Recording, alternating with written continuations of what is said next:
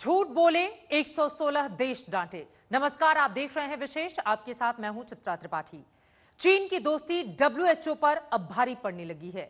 चीन का झूठ भी अब एक एक करके दुनिया के सामने आ रहा है और इसे लेकर विश्व स्वास्थ्य संगठन से सवाल पूछे जा रहे हैं, क्योंकि एक दो नहीं बल्कि दुनिया के 116 देशों के निशाने पर आ गया है डब्ल्यूएचओ। इन देशों ने ड्राफ्ट तैयार किया है जिसमें लिखा हुआ है कि चीन द्वारा फैलाई गई महामारी की जांच में पारदर्शिता न रखने के लिए सख्त कार्रवाई होनी ही चाहिए।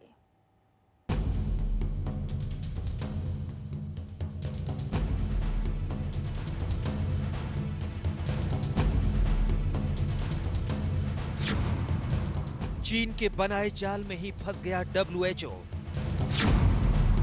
भारत समेत दुनिया के 116 देशों के निशाने पर डब्ल्यूएचओ।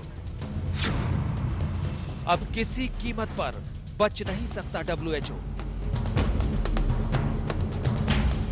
चीन की दोस्ती डब्ल्यूएचओ पर अब भारी पड़ने लगी है। एक तो नहीं बल्कि दुनिया के 116 देशों के निशाने पर आ गया है विश्व स्वास्थ्य संगठन। सब के सब ऑस्ट्रेलिया के साथ आ गए हैं। आपको बताते चले कि ऑस्ट्रेलिया ने डब्ल्यूएचओ के खिलाफ एक विश्वव्यापी मुहिम छेड़ी हुई है। वो चाहता है कि कोरोना को लेकर डब्ल्यूएचओ के खिलाफ जांच हो, वो भी पूरी तरह से स्वतंत्र, निष्पक्ष और विस्तृत।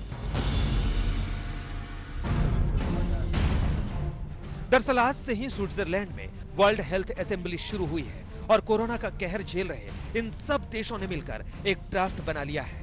ये देश जानना चाहते हैं कि कोरोना काल में डब्ल्यूएचओ के स्तर पर मौजूद ढांचे ने कितना काम किया, कितने अंतर्राष्ट्रीय स्वास्थ्य नियम लागू हुए और उनकी क्या स्थिति है। संयुक्त राष्ट्र के स्तर पर किए जा रहे काम में डब्ल्यूएचओ का कितना योगदान है। जिन देशों ने मिलकर डब्ल्यूएचओ के खिलाफ मोर्चा खोला है उनमें ऑस्ट्रेलिया और भारत के अलावा यूरोप के 27 देशों के साथ साथ ब्राजील, दक्षिण कोरिया, मैक्सिको, टर्की, न्यूजीलैंड, रूस, इंडोनेशिया, जापान, ब्रिटेन, कनाडा और 54 देशों का अफ्रीकी समूह भी शामिल हो गया है। इन देशों ने ड्राफ्ट में यह भी लिखा है कि चीन द्वारा फैलाई गई महामारी की जांच में पारदर्शिता न रखने के लिए सख्त कार्रवाई होनी चाहिए। साथ ही डब्ल्यूएचओ पर यह भी आरोप है कि उसने इंटरनेशनल हेल्थ रेगुलेशंस 2015 के नियमों के तहत महामारी को रोकने के लिए जरूरी ढांचा तैयार नहीं किया। चीन से शुरू हुई महामारी एक के बाद एक दूसरे देश से होते हुए पूरी दुनिया को अपनी चपेट में लेती रही और डब्ल्यूएचओ अपनी जिम्मेदारियों को ताक पर रखकर बस देखता ही रहा। कोविड-19 को लेकर डब्ल्यूएचओ की जो भूमिका है वो संदिग्ध है, ऐसा दुनिया के कई देश मान रहे हैं। लगभग 116 देशों में अब भारत भी शामिल है जो ये मानता है कि वर्ल्ड हेल्थ असेंबली में इस मुद्दे को उठाया जाना चाहिए कि डब्ल्यूएचओ की जो प्रतिक्रिया रही या उसके बाद की जो प्रक्रिया उसने फॉलो की उसकी निष्पक्ष जांच हो। वर्ल्ड हेल्थ असेंबली की शुरुआत आज यानी 18 मई से स्विट्जरलैंड के जिनीवा में की जा रही है। अमेरिका तो पानी पी पी कर हर रोज डब्ल्यूएचओ को कोस ही रहा है। अब आधी से ज्यादा दुनिया भी डब्ल्यूएचओ के बहाने चीन को घेरने के प्लान पर तेजी से आगे बढ़ रही है। लेकिन दूसरी तरफ डब्ल्यूएचओ को देखिए, हर दिन बयान बदलने के लिए बदनाम डब्ल्यूएचओ के हाथ से हालात जब तेजी से फिसल रहे हैं तो वो बिना किसी पुख्ता प्लान के उपदेश देने की नीति पर चल रहा है। There's a long way to go before there's going to be any bells unrung in this response. So I think we need to be clear about that. Countries, as you've seen, are trying to find a path out and a path towards a new normal, as many people have put it. And we're going to be on that pathway for a long time. And as we've seen in some countries, even a small recurrence of disease can cause and the need for a serious response in terms of the public health response. So I think we're going to have to remain on alert, stay the course and ensure that we're ready to respond. चीन ने जिस चालबाजी के तहत WHO को अपनी साजिश का हिस्सा बनाया था, धीरे धीरे उसका सच पूरी दुनिया के सामने आ रहा है और खुद चीन ही अपने खोदे गड्ढे में गिरने लगा है। आज तक एक तरफ कोरोना को लेकर चीन की घेराबंदी शुरू हो गई है तो वहीं दूसरी तरफ दुनिया आर्थिक मोर्चे पर भी लड़ाई लड़ रही है। हिंदुस्तान भी तैयार है। एक के बाद एक कई कंपनियां चीन छोड़ रही हैं। एक मशहूर फुटवियर जर्मन कंपनी ने तो बाकायदा आगरा में प्रोजेक्ट लगाने का भी ऐलान कर दिया है।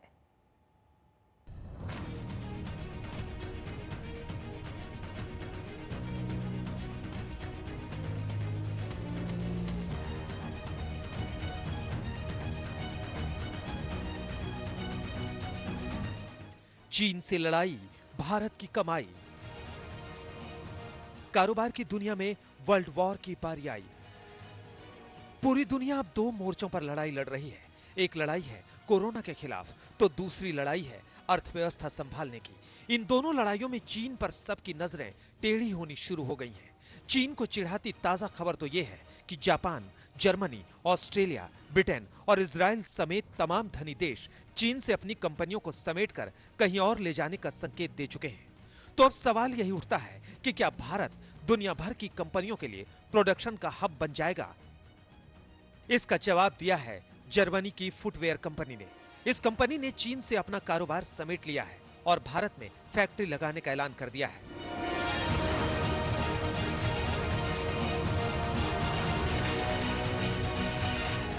वॉन वेलेक्स स्टाइलिश और हेल्दी फुटवेयर्स के लिए मशहूर है। इस ब्रांड से जुड़ी कंपनी ने हाल ही में चीन में अपनी फैक्ट्री को बंद करने का फैसला किया है और अपनी नई प्रोडक्शन यूनिट को भारत लाने का फैसला किया है। जल्द ही आगरा में वॉन वेलेक्स का प्रोडक्शन शुरू होगा। वैसे भी आगरा फुटवेयर प्रोडक्शन के लिए पूरी दुनिया में मशहूर है।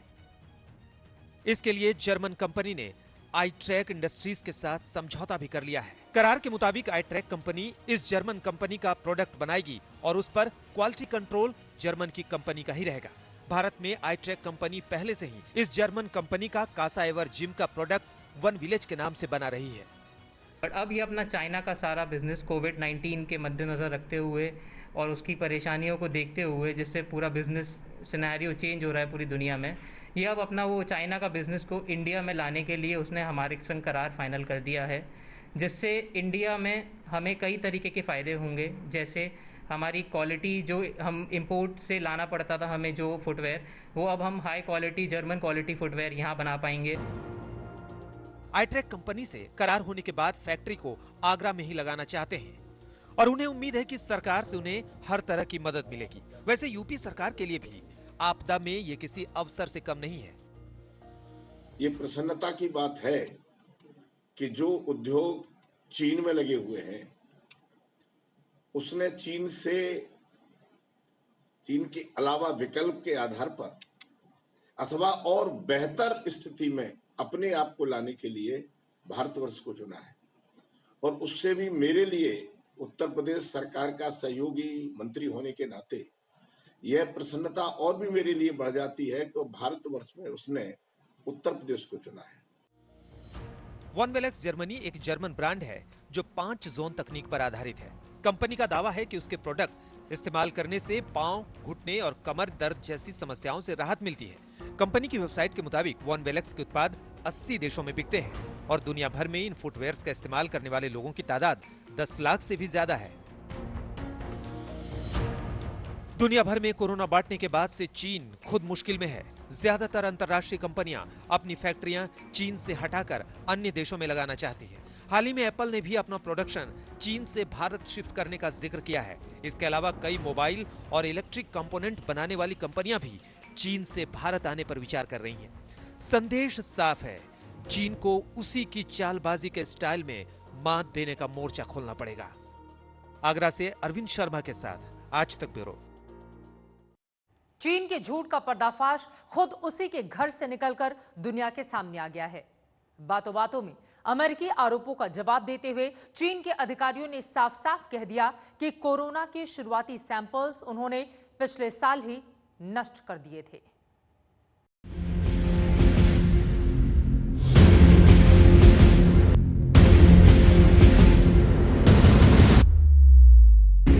और कितने झूठ बोलेगा चीन, और कितने राज छुपाएगा चीन। एक एक कर खुल रहे हैं उसके सारे राज। एक एक कर हो रहा है हर झूठ का पर्दाफाश। आखिर पूरी दुनिया में कोरोना फैलाकर चैन की नींद कैसे सो सकता है चीन? न्यूज़वीक की ताजा रिपोर्ट तो उसकी नींद जरूर उड़ाकर रख देगी। इस रिपोर्ट के मुताबिक चीन ने यह मान लिया है कि पिछले साल दिसंबर में उसने शुरुआती मरीजों के सैंपल्स को ही नष्ट कर दिया था। पूरी दुनिया हाथ धोकर चीन के पीछे पड़ी है। उस पर साफ साफ आरोप है कि उसकी लैब से ही वायरस लीक हुआ, जो महीनों बाद अब भी दुनिया भर में तबाही मचा रहा है। अब तक 3 लाख से ज्यादा लोग कोरोना के चलते अपनी जान गंवा बैठे हैं। इससे खफा अमेरिका समेत कई ताकतवर देशों ने चीन के खिलाफ अभियान ही छेड़ रखा है। ऐसे में चीन के एक और झूठ का पर्दाफाश हुआ है। दरअसल ये खुलासा किया है चीन के राष्ट्रीय स्वास्थ्य आयोग के मेडिकल अफसर लियू डेनफेंग ने। शुरुआती मरीजों के सैंपल्स नष्ट करने के मामले में सफाई देने के अंदाज में उन्होंने कहा, इसके पीछे चीन की मंशा कुछ छिपाने की नहीं थी। बायोसेफ्टी कारणों से ऐसा करना जरूरी था। देश के कानून के अनुसार कई लैब संक्रामक रोगों के सैंपल संभालने के लिए तैयार नहीं हैं। ऐसे संक्रामक रोगों से जुड़े सैंपल्स के स्टोरेज, स्टडी और उन्हें नष्ट करने के सख्त मानक रखे गए हैं। इसीलिए या तो उन्हें पेशेवर संस्थानों को सुपुर्द किया जाता है अथवा नष्ट कर दिया जाता है। चीन का ये कबूलनामा किसी माफीनामे से कम नहीं है, क्योंकि चीन पूरी तरह से घिरता हुआ नजर आ रहा है। चीन का जो दूसरा झूठ पकड़ा गया है वो है मौत का आंकड़ा छिपाने का। चीन में कोरोना वायरस के मरीजों की संख्या से जुड़ा डेटा लीक हुआ है और नए आंकड़े चौंकाने वाले हैं। ताजा जो खुलासा हुआ है उसके मुताबिक चीन में 84,000 नहीं बल्कि 6,40,000 लोग कोरोना से संक्रमित पाए गए थे। ये आंकड़े सेना के अधीन चलने वाली एक चीनी यूनिवर्सिटी से लीक हुई है।